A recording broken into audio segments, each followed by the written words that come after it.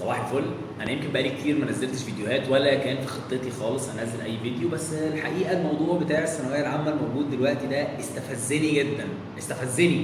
الناس اللي بيقول لك انا ذاكرت طول السنه والناس بتغش، يا عمي انت اصلا عايز تشتغل حاجه، الحاجه دي موجوده على الانترنت، انت محتاج ليه تصريح من واحد عشان تذاكرها؟ ما ترمي البتاعه دي كلها وتروح تاخد اللي تتعلم اللي انت عايز تعرفه. ثم ان اغلب الشغلانات اللي موجوده دلوقتي اصلا ملهاش كليه. تقدر تقول لي مثلا الراجل بتاع السوشيال ميديا ده خريج ايه؟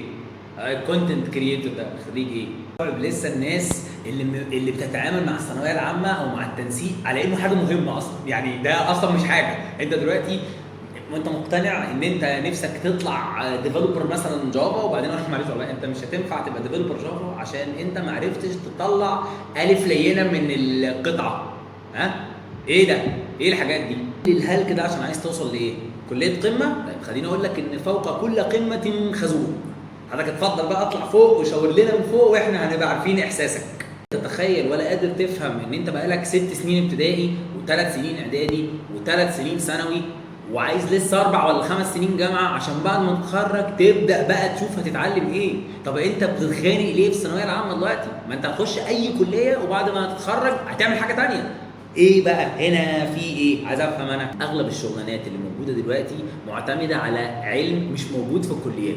انت عشان تشتغل الشغلانات دي محتاج ان انت تتعلم من على الانترنت، ما عندكش حل.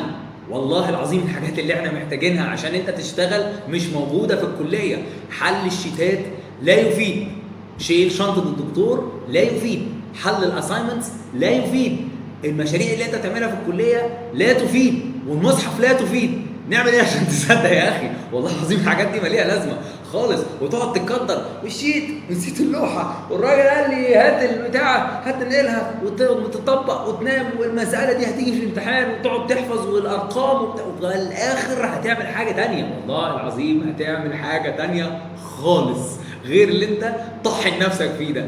انت اصلا مش هتبقى فاكر خالص، يعني وانت في اخر كليه اخر سنه في الكليه مش تبقى فاكر خالص الحاجات بتاعت الثانويه العامه دي خالص. الحاجات اللي انت طاحن نفسك فيه وعمال تحفظها، الكتاب المثالي في الفيزياء وجاري من هناك ومش عارف حنظله قال له مين جري والتاني قال له البتاع وقعت في الميه واحسب سرعه الموجه لما تطقش مناخير الراجل وهو بيعوم على ارتفاع. الحاجات دي كلها مش هتعمل بيها حاجه خالص. كل ده تضييع وقت، طحن، تضييع وقت خزعبلي. انت مصر برضو ان انت تحرق اعصابك وتحرق دمك واستجبت الربع في المية وهيودوني اخر ايه افكس للحاجات دي كلها. والله العظيم شركات مالتي ناشونال دلوقتي، مالتي ناشونال بيقول لك لو عارف تعالى، والله ما عايز شهاده، عندك ديفلوبرز بتفهم هاتوا، خريج مش هتفرق. وعلى فكره بعض الشركات دلوقتي بيتكلم في انه اللي مش خريج احسن عشان الخريج بيعوز بروسيس هم مسميينها unlearning يا بني ادم. يعني هو عايز يشيل الطين اللي انت حطيته في دماغك الاول. الثانويه العامه دي هكس مصر تكمل فيها، خدها بالهبولي كده، يعني عدي فيها عادي، لا تحرق اعصابك ولا تحرق دمك ولا تفرق معاك اصلا. اخيره عشان اقفل الفيديو، عشان انا اعصابي تعبت اول ما بتيجي سيره الثانويه العامه. انا الحمد لله عندي شركه وبشتغل وبسافر واروح واجي ومتجوز وعندي طفله. اقسم بالله ما اعرف شهاده الثانويه العامه بتاعتي دي فين، انا ما اعرفش. وشهاده البكالوريوس بتاعتي انا ما استلمتهاش اصلا، وانا وزي كتير انا مش حاله شاذه، انا مش حاله شاذه. طب انا مش هشتغل باللي انا درسته خالص، انا شغال في الانترنت اوف ثينجز، الكترونكس وسوفت وير، وانا خريج فرع جوه هندسه مدنيه.